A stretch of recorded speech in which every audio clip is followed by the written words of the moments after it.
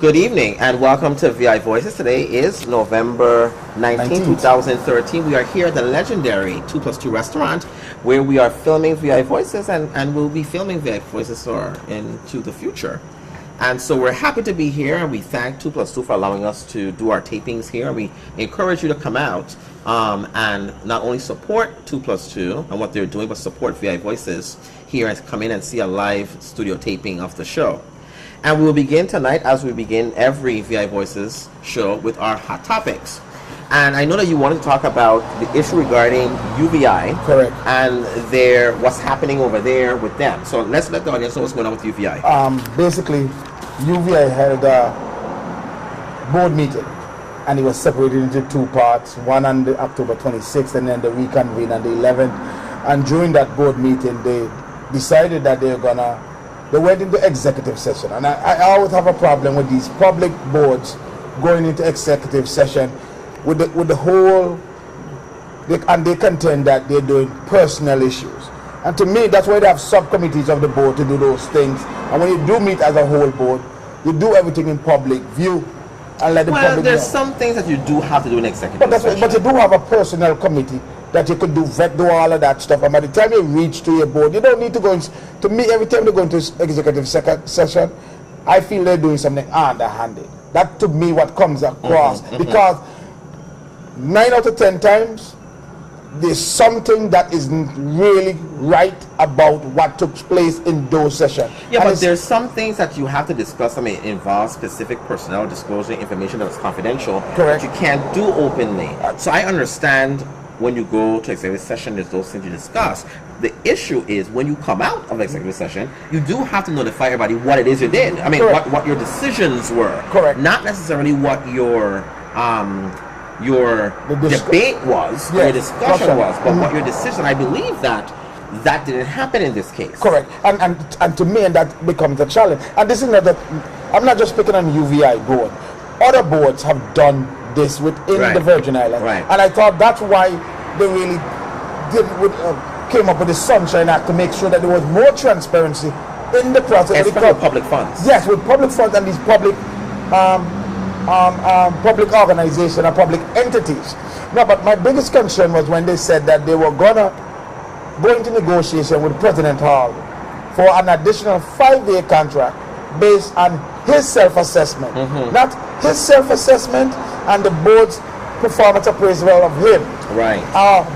The board having. So you're saying that nobody independent of Dr. Hall reviewed what he has done or gave a recommendation as to how he's operated over the last few years as president? And I didn't even see that. I didn't even mention that they had a tool. Like, for instance, maybe the boards had set goals for President Hall to meet, and basically he met them, but they didn't include that as part of why they were gonna continue even going to deliberations for additional 5 years. Oh, wow. And to me, that's the minimum. While UVI employees, UVI professional employees, are subject to performance appraisal annually by their supervisors, and I would expect that minimum to be extended to President Hall. I and the board supervises President Hall. I completely agree with you on that. I think that's a very important factor, but I understand from today's paper that they have halted their negotiations, or the desire to go negotiate with him, maybe because of the backlash that occurred over what had happened in their meeting. The halted, and they're going to wait until Christmas come, and we're drunk, and then they're going to go and renew the man's contract. Come on, this is the MO constantly. I don't get drunk, UVI, so I'll be monitoring that. UVI is just going to just delay. It's a delay tactic. And this is also American Education Week. Yes. And UVI is at the food chain of education. Yes. And they're at the top. And it's also a cyclical kind of thing. And I also think when we're talking about education, we also need to talk about UVI and make sure and keep them and make sure that they're involved in the process all through, because they prepare most of the educators and the business leaders, as well as those leaders who vie for governor and senator. And we need to make sure that they're doing what they're supposed to do. Well, let's hope that we'll definitely monitor at ViVoices what they're doing at UVI, and bring that to you, so we'll be able to make sure that we are doing they are doing what they're supposed to be doing. And you got to say this in our opening. Boyd is off tonight. That's why you don't see him here. But he will be back next week when we're taping next week. The Daily News today. Correct. GRS. What's going on with those people over there?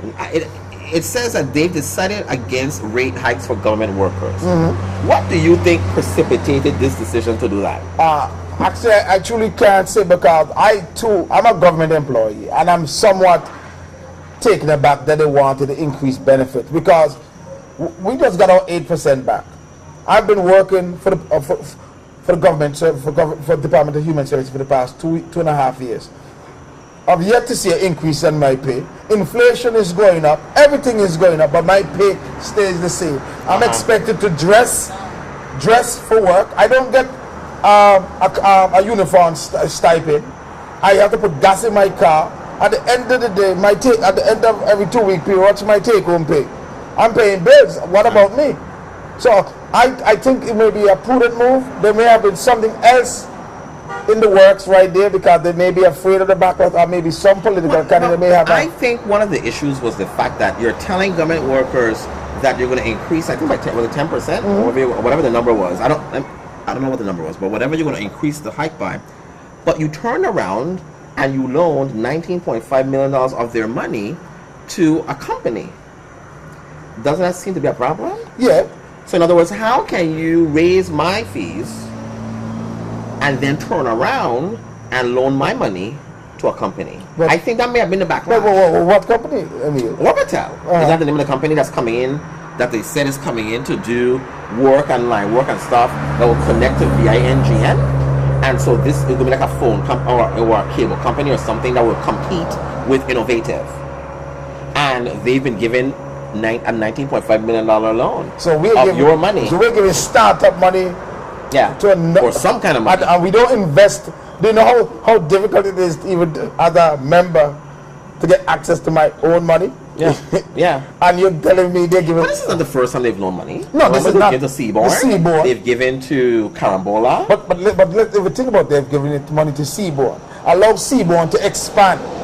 And expand out of the territory. Not even developing a hub in the Virgin Islands. Yeah. I mean, come on. The hub is in San Juan. And it's our money who made Seaborn do what they're doing right now. And I agree. I completely agree with you that Seaborn was on their way out. I think. Yeah. Right? Is that why why y'all getting your money? No. I mean, it's not my money. I don't think about another way out, but they needed some infusion of cash to keep going. Okay. And then American Airlines folded. They now developed their but you know what? Remember, the new CEO, whoever he is that's managing Seaborn now in St. Croix, was working at American Airlines.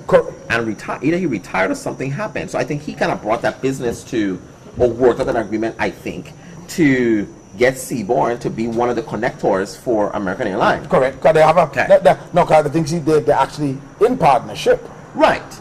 And so now you have that happening, and Seaborn announced that they're also going to be a connection with JetBlue.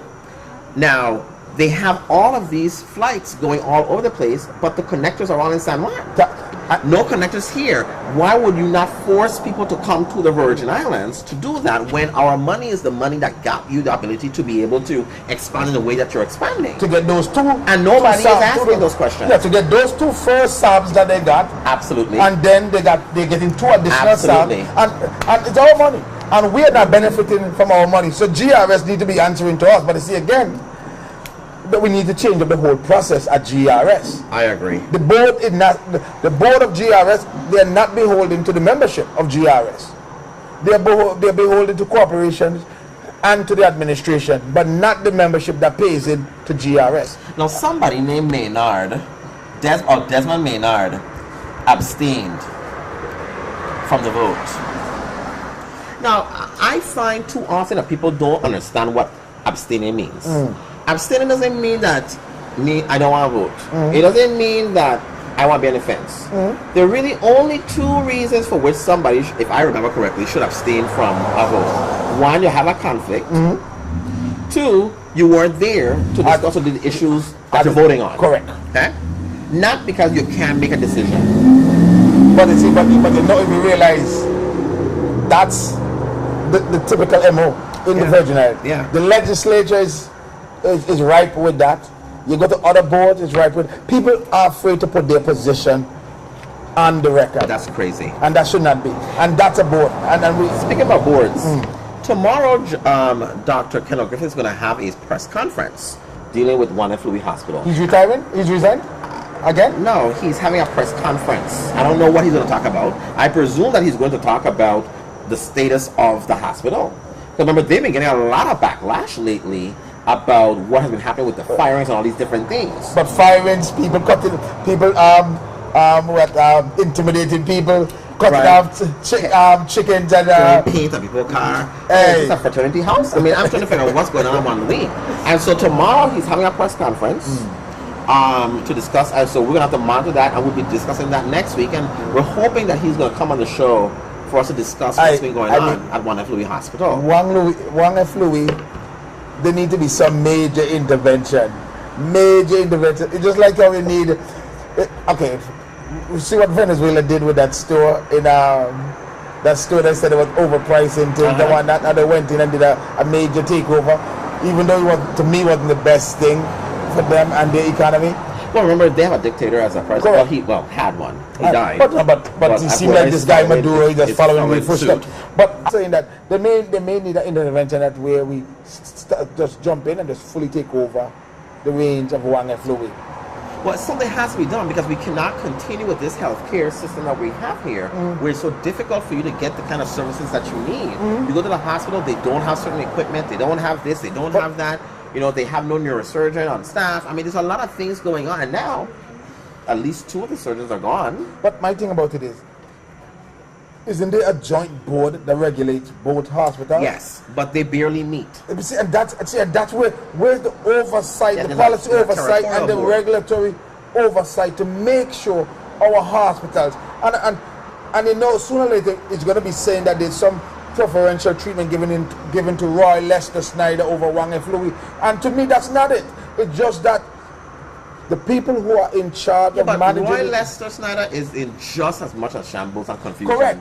And both our hospitals are, and that's the sad part. Our healthcare system on a whole. Yeah. Because we have yet to get answers from what took place under Rodney Miller and what created that mess, and hold people accountable. And now we have One F. Louis, and we are not even doing anything on that instead, other than because we don't like people who are on the board. We go in and we try to intimidate board members, right? And then we end up with what we presently have, where there's a major vacuum of leadership at One F. Louis. And loss of healthcare professionals. But you know, so tomorrow will be his press conference. We're going to monitor what's happening with that and talk about it next week.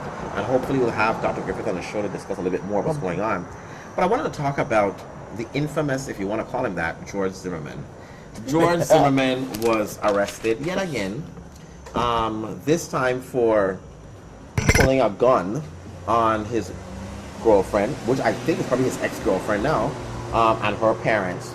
This is the 4th time that he's been arrested since being acquitted in the Trayvon murder trial. And I believe it's his demons. He's going to have that kind of life like OJ, where he's always going to be a problem, and he's going to end up going to jail for some ridiculousness forever. Let's not make George Zimmerman akin to OJ. No, not in the sense that after OJ was acquitted, his life just wasn't the same. Correct. And he continued to, and imagine now he's sitting in jail for almost 30 years for going to take back something that was his. Correct, but he knew he just needed to let things go. OJ didn't let things go. OJ needed to pack up all his stuff since they couldn't take his money from him and go away somewhere and live in Switzerland or someplace nobody don't know him and nobody cares. But you see, OJ still wanted to remain in the limelight, hence the problem that he ended up in. But with George Zimmerman's case, you're right, George Zimmerman demons are going to catch up with him, because there's no doubt about it.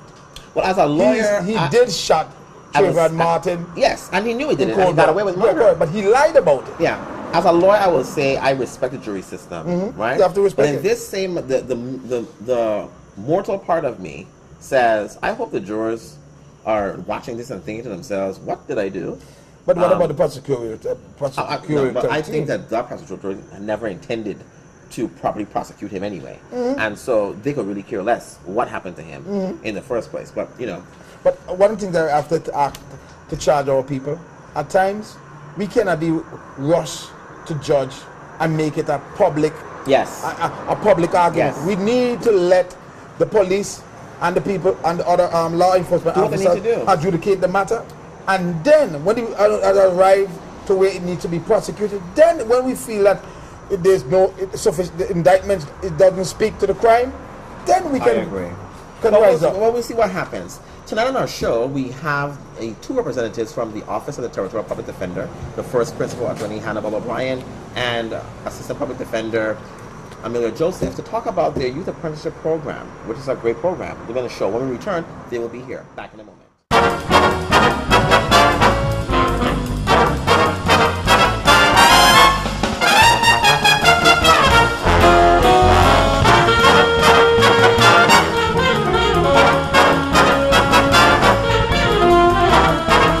Good evening and welcome back to VI Voices. Tonight we are talking with the Public Defender's Office, the Territorial Public Defender's Office, about a new and very innovative program that they have and they've instituted that clearly have been working very, very well and getting our young people back on track. And it's called the Youth Apprenticeship Program, which comes out of the Office of the Territorial Public Defender.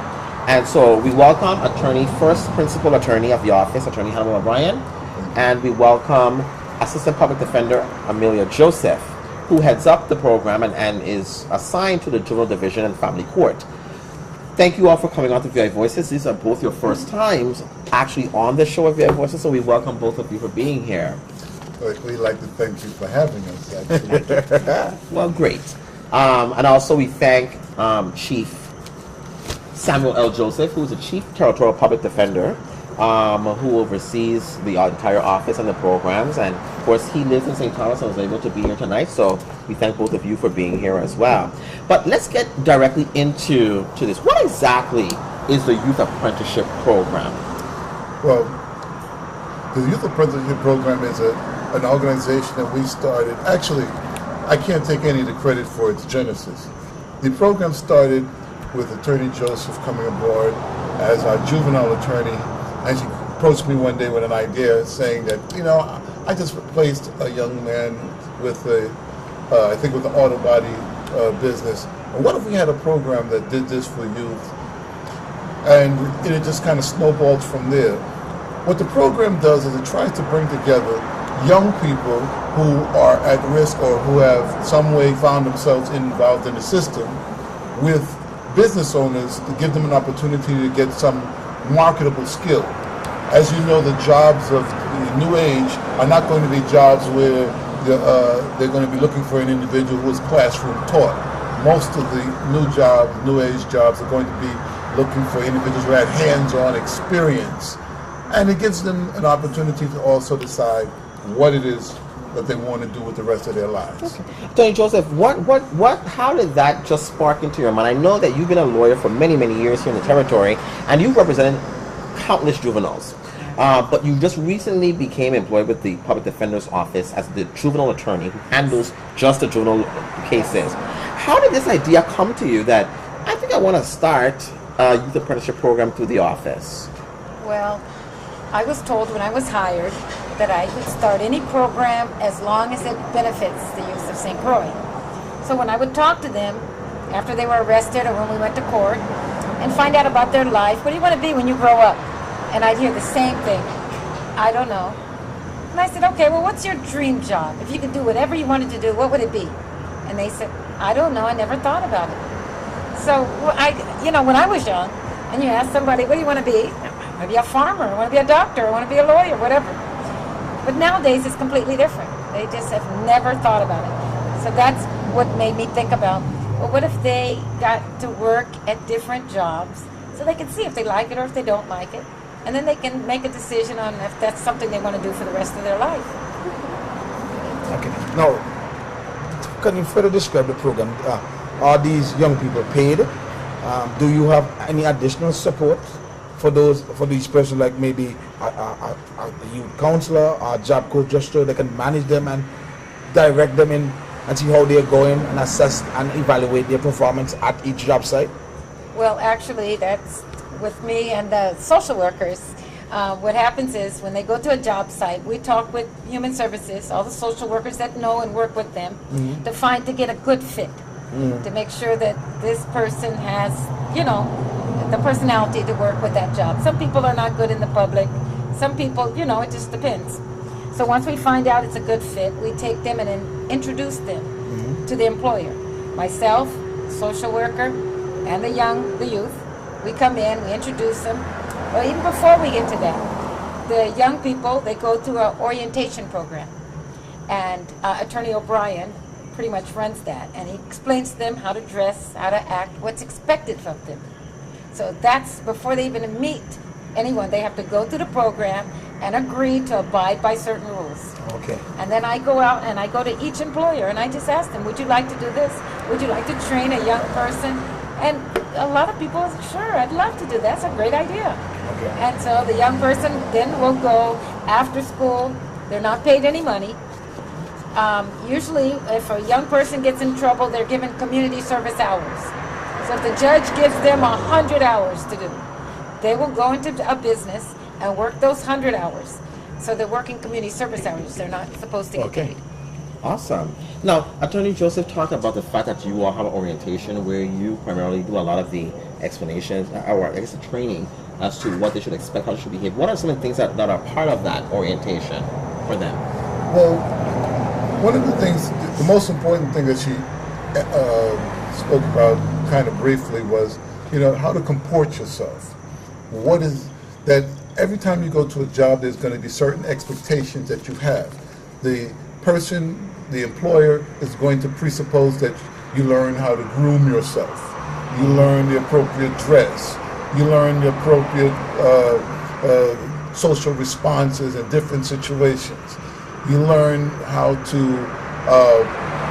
be tolerant, what to do in the event that you have a conflict, those sort of things. The other thing is that there is a counseling aspect. Now, she mentioned social workers, but we at the Public Defender's Office and, of course, Human Services have different missions. And we constantly are sometimes don't agree with the direction that Human Services wants to go in, i.e. who's appropriate for what program. What we would like to have happen eventually is that the program outgrow the Public Defender's Office, where it doesn't just limit to individuals who are involved in the system, but for individuals who are not in the system, but who need directions. Right. And the thing that we need, and if you don't mind, what we need is we need the public and businesses to come aboard. We need more individuals to lend itself to this program. What we have found is that if we get individuals introduced into the business world now, what we're doing is creating a group of individuals, a pool of individuals for whom the entire business community can benefit, right, because they will have individuals who are trained, who have an idea of what is expected from them in the professional environment, and they would have to spend less hours in training them. And of course, that translates into money. Attorney O'Brien, am I hearing that you also hope, am I seeing that there's going to also be a transition to have an additional partner in terms of like the Department of Education? Because if you're saying that not just students who are not just young people who are in the system, but young people that also need direction. And so you have young people that may need some direction in the school system, but have yet not end up in the juvenile system of yet. Do you see a partnership with the Department of Education to help grow your program? Well, we are always looking to partner with any entity out there that's interested in the sanctity of our young people. We believe fundamentally that the best way to address our criminal circumstance is to make it so that individuals are not criminals. Right. If you give individuals that big H for hope, wherein they can see themselves, that it's viable for them seeing themselves down the road of being employable, they're less likely to get involved in nefarious activity and need our help on the adult side, which of course, again, in these austere times translates again into money.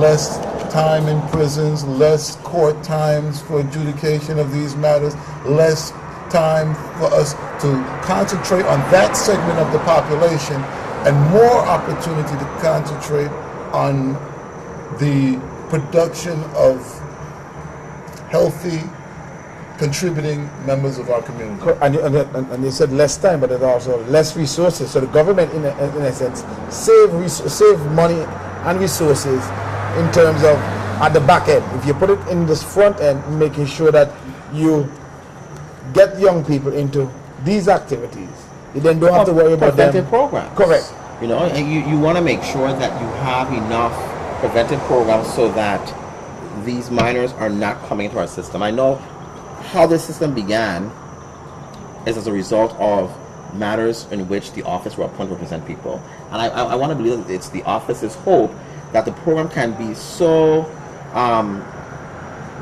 grown or developed so much that you're getting people who don't really come to the court system at all.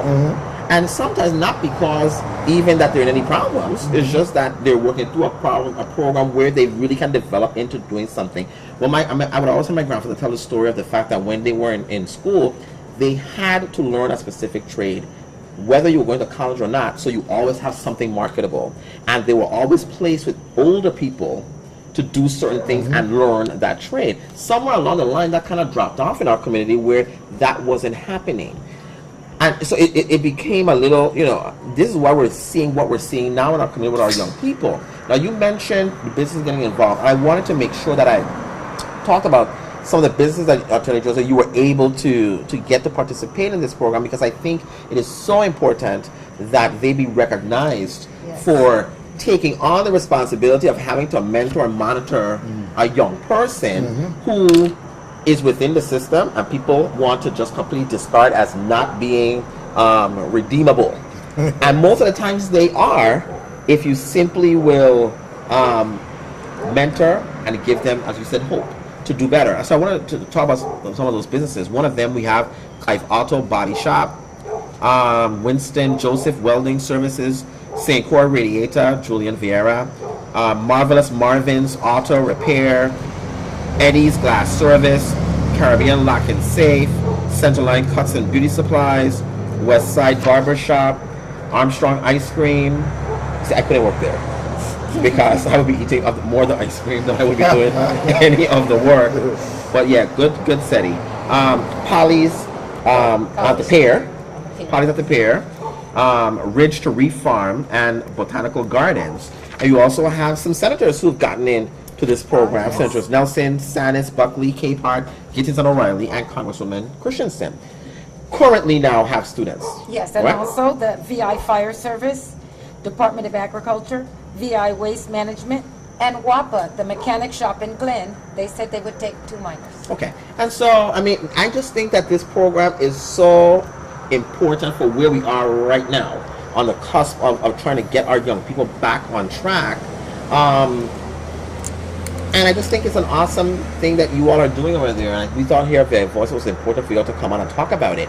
But I want to ask you this though. Currently, right now, you're only on St. Croix. Yes. Okay.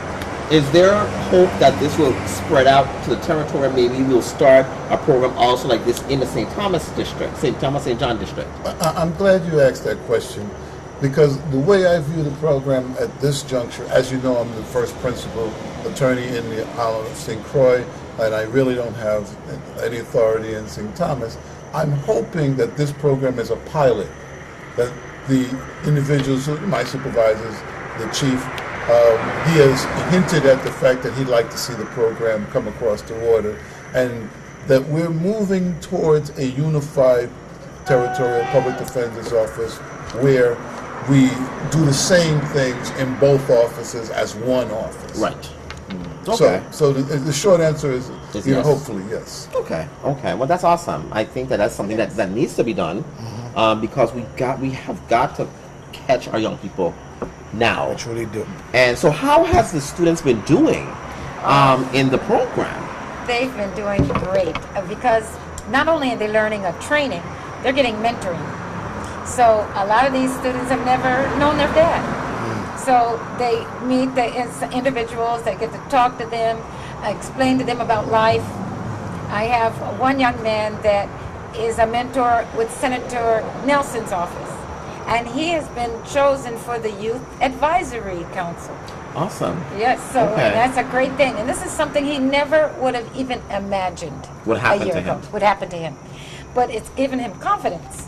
Because if now he's been able to walk around and work at the legislature, and he feels so great and good about himself. And so it's just wonderful. He's doing a great job, and everyone's happy. And in pre-production, we were discussing this before we went on air. You were talking about the fact that the young man had never really worn a suit, Yes. and was so excited that he was wearing a suit. I mean, I know we laugh about that. People take we wear suits all the time, and people take for granted the fact that they wear a suit and they wear a tie, or a lady would wear a blazer, a dress suit. But for some of our young people, they wouldn't know what to do with a suit. They wouldn't know what to do with a tie, and it's the simple things like that that gives the people a kind of confidence for him to say, you know, I've never worn a suit before, and I'm being excited to wear a suit. You know, it gives a different perspective for him. That if I believe, and I could be wrong, I don't know the man, but the young man, but if confronted in the future with this, go here, go back to court, stay here and do the right thing, that he'll do the stay here and do the right thing, because he's seen something different now that can get him into a position of where he can do better. Well, I think that it's not even in his eyes going to be a choice. I think what's going to happen, and what's already started to happen, is that the kind of lifestyle that he's exposed to now, and liking it, going after it, leads him away from where our office is involved. See, what happened in our community is a divestment in our children. We stopped putting the money there. I recall as a child growing up, you could go in the summer to a recreation center, whether it be in Grove, West, or East, and go there from 8 o'clock in the morning and stay there like you had a job until 5 o'clock in the evening. Of course, your dad Yes. was one of the individuals that I used to terrorize while I was going to this program. But there's no such program today. And what has happened is the youth look at people who wear suits as if it's those people from a distance. That's unattainable. Exactly. They have already given up the idea that they could be inculcated into our system.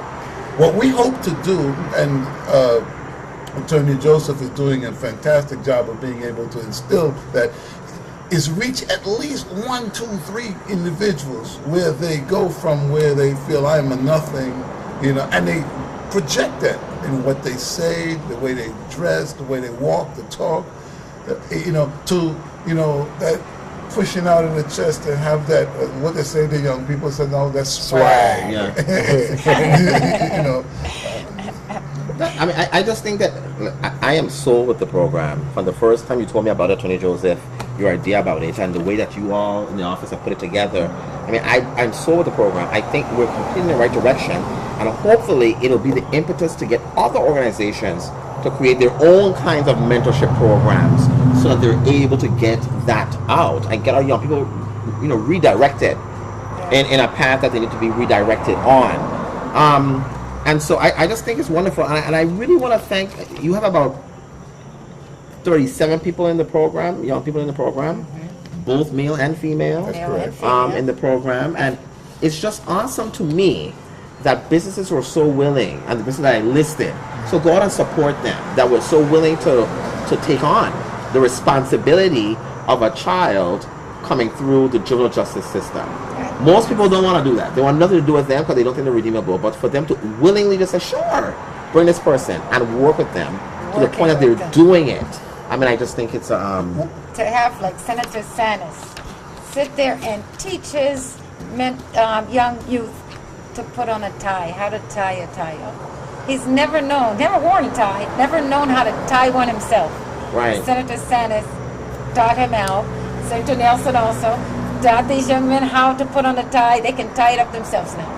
So it's Something they couldn't do before. Couldn't do before. I mean, you know. I never thought about doing it before. I think it's awesome. And I think that it's important to note that the efforts of the public defender's office is not just 9 to 5 or 8 to 5.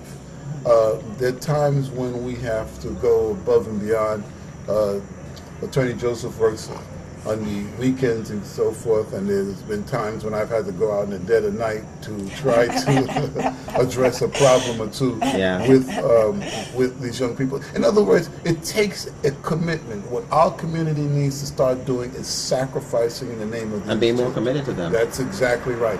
And if we invest in them, they will feel it and they'll start investing in themselves. Well, we're going to talk some more about the office and what they're doing, and we also, when we return, we also talk a little bit more about where our juvenile justice system is going, and how we can get involved in it. So, when we return, we'll talk about that.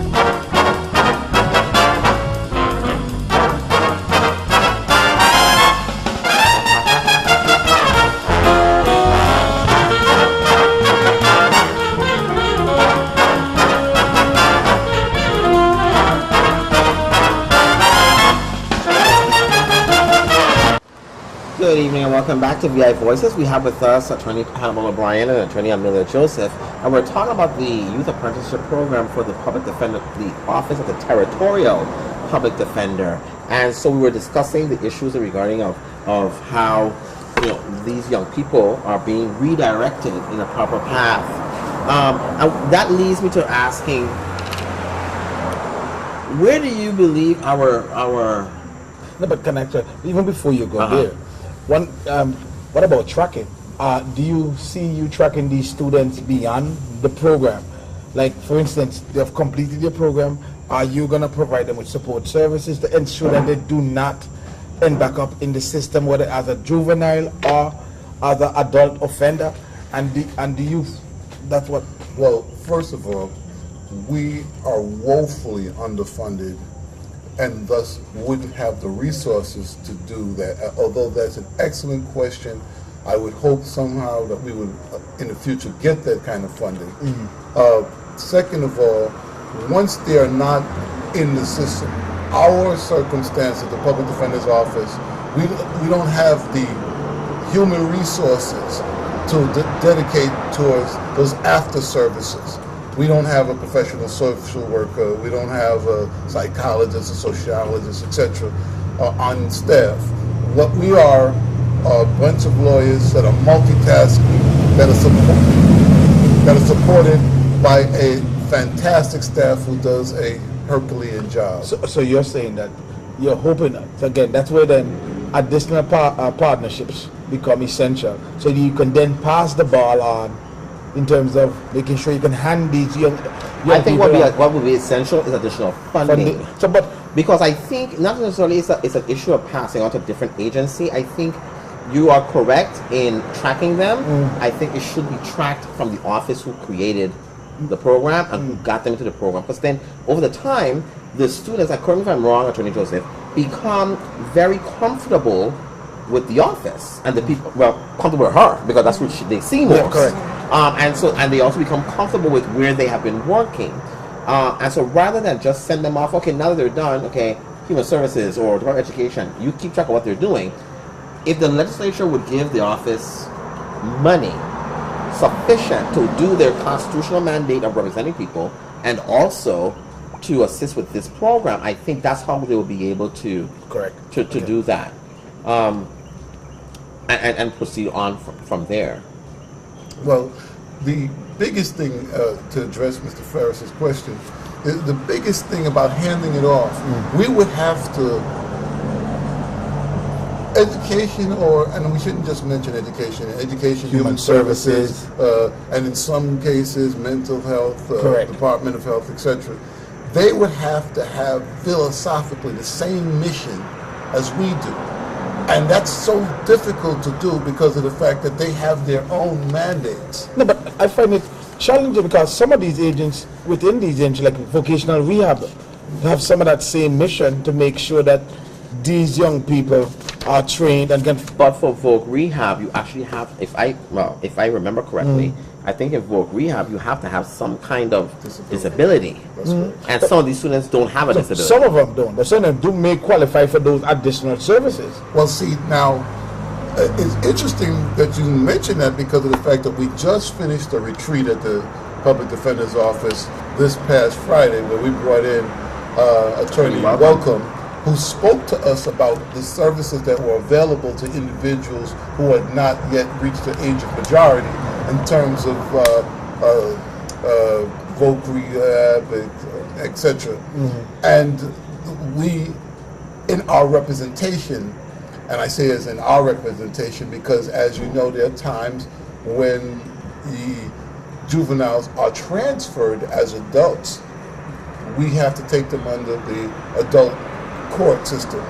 And under the guise of their representation under the juvenile and the family court, Attorney Joseph has to go and run down these services. You have no idea of how much of a job it is to run down the different agencies. I mean, in these austere times, a lot of agencies sometimes think, well, that's not our involvement.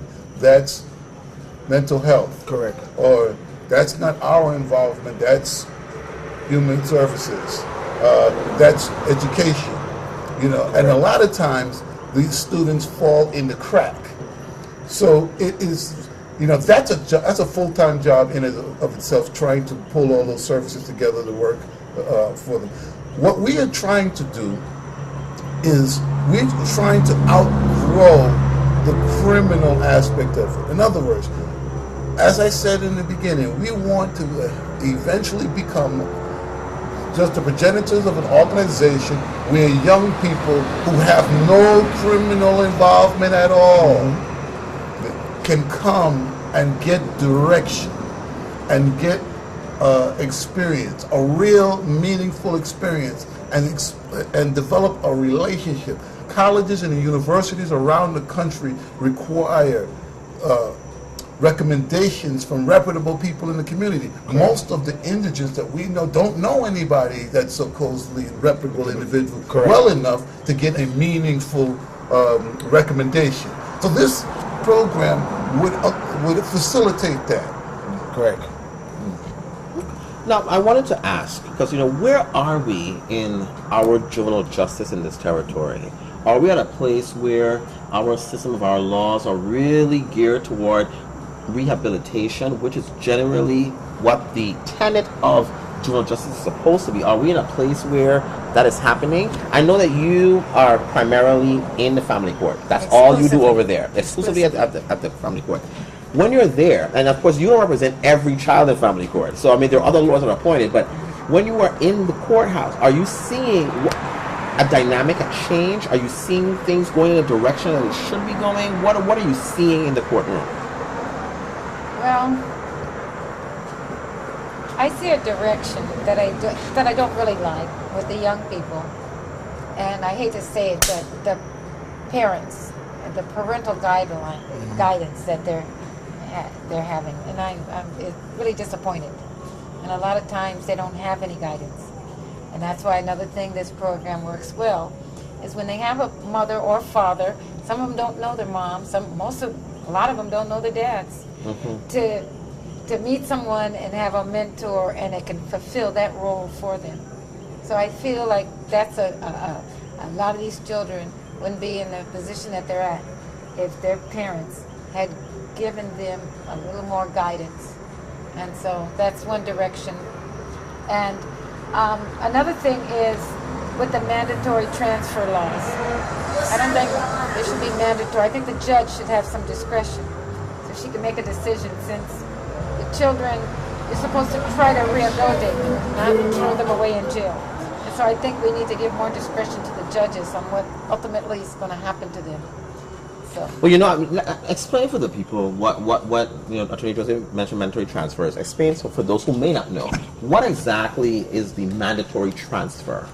Well, a mandatory transfer, well, first of all, when young people come into the criminal justice system, and of course they're charged. That's the obvious thing. But there are a list of charges that our legislature has deemed transferable. And amongst them, there are a small number of charges that could result in a mandatory transfer. In other words, once there is a charging document that charges them with these particular crimes, there is no choice. the judge must transfer them to the adult criminal justice system. So, And those are crimes like murder, first degree robbery, rape, arson, those things, the major types of crimes. And you must also be at least 14 years old. that's correct. Okay. Now, the problem with it is that, as you know, being a lawyer, we could charge anyone with anything. That means that an awesome power is vested in the Department of Justice and the Assistant Attorney Generals who are handling those cases. They can decide to charge cases in a way to stave off the mandatory transfer. It's happened in the past, matter of fact, wherein there's something about the kid that makes that child ripe for rehabilitation, or at least that we should take a chance on. But it doesn't happen anywhere near often enough. Generally what happens is almost like a process. As the person comes in, they're charged with this kind of crime, and then they just file the information, the judge sits there and has a hearing. We spend sometimes a half a day on the hearing, and just to have the individual, at the end of the day, transferred anyway. Well, yeah, I'm definitely not a proponent of mandatory transfer, because sometimes you run a situation where you have a minor, 15 years old, never been involved in any crime, never been to the courthouse in any criminal activity, never had a bad day, never been involved in anything, gets involved or is in an area with a friend who may not, be a friend that you should be around. That friend does something, somebody ends up dead. Prosecutors come in, charge both of them. That one child automatically goes to adult court. Nothing for the judge to review to see whether or not this should get transferred, or even the other way around.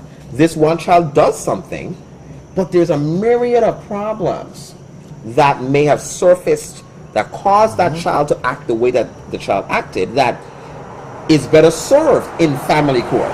But that wouldn't happen in that circumstance, because if they're charged with murder, that person must be transferred to adult court and they officially become an adult for purposes of this charge. And it doesn't even have to be murder either. And it doesn't have to be murder. Yeah, it could be first degree robbery. It could be a whole bunch of other, major, things. But I just think it saddens me that was something would not be in the discretion of the court all the time, as opposed to mandatorily transfer. It becomes even more ironic in that an individual can be, let's say, they're charged with murder, but a review of the facts and circumstances as they're presented in the charging document, they only make out a involuntary manslaughter.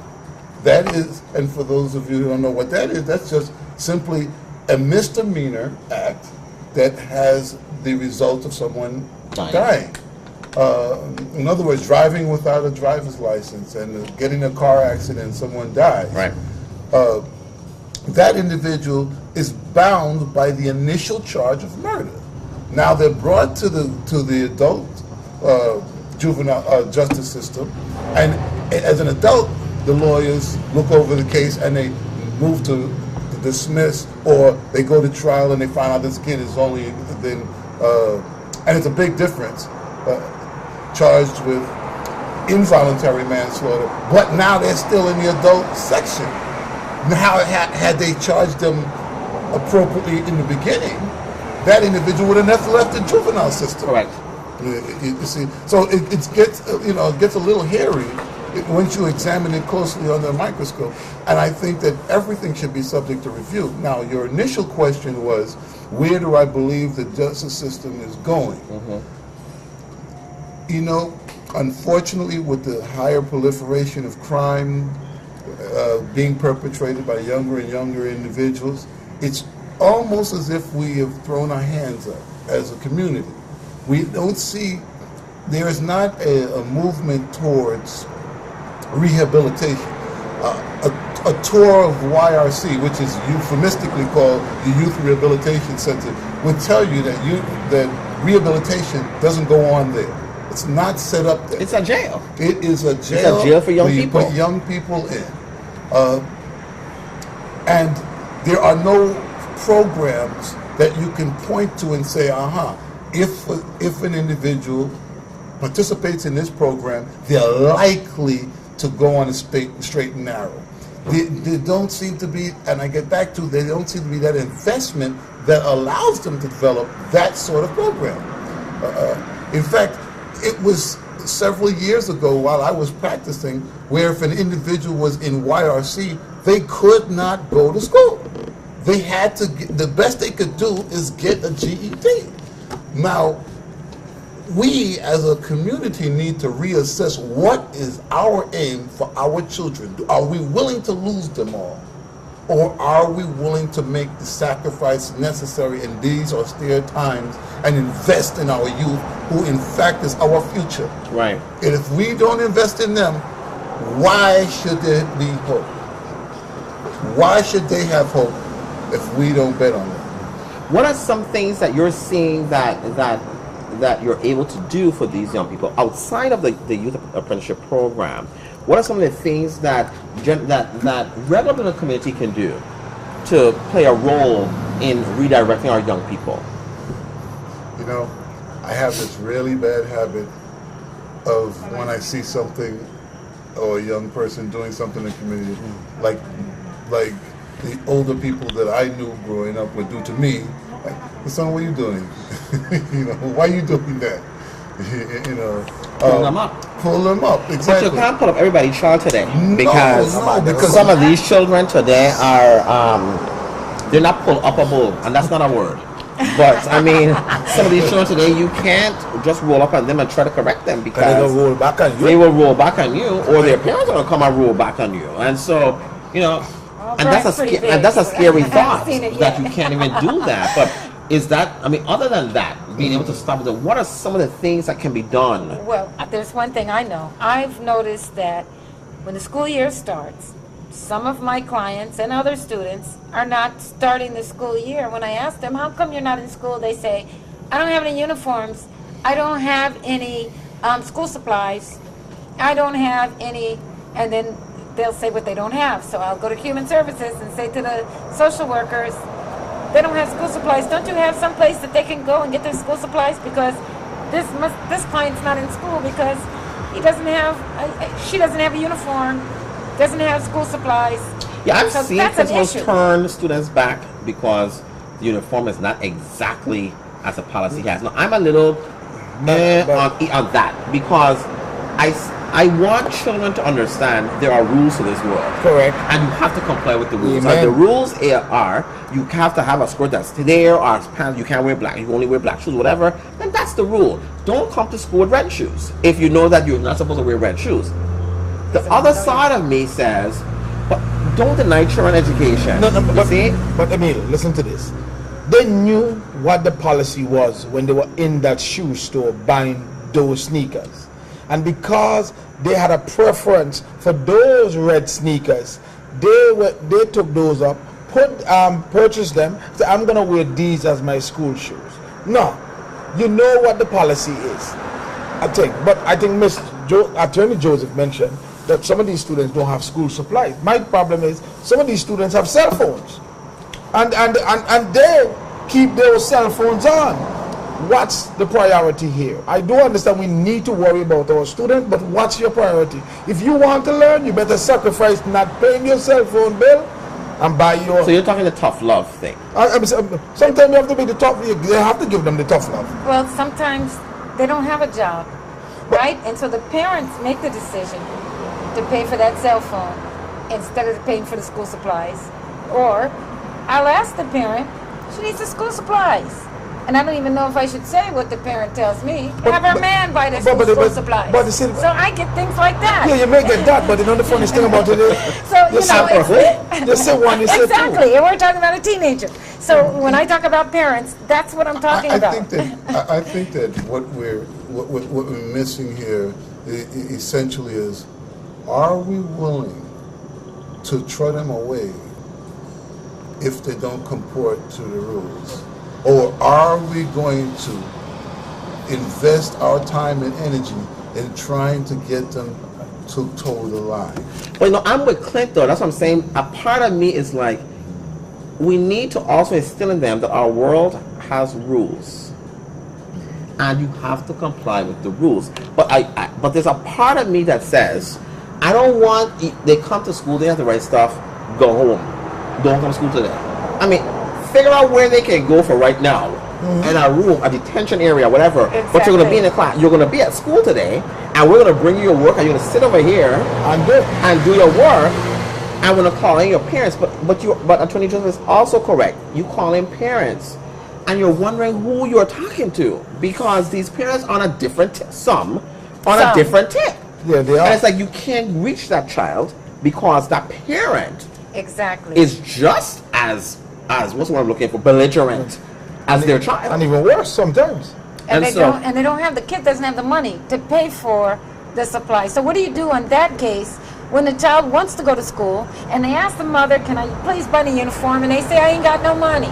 And that's why I think this program is so good, because what the program does is that the program then allows these children to see, if their parents are the belligerent type, a different kind of mentor that will Exactly. share something different, that they can start to look and say, okay, you know what, I shouldn't behave like this. This is how I should behave, and I should not have the red shoes. I need to have my black shoes. And so that's why I think this program is really working out so well. But as we run out of time, I'm going to have you all stay on as we close out in our next segment to talk some more stuff and close out the show. But I just, the program, I think, is doing a really good thing, and it's really getting to the place that it needs to get to. But when we close out, we'll be back in a minute.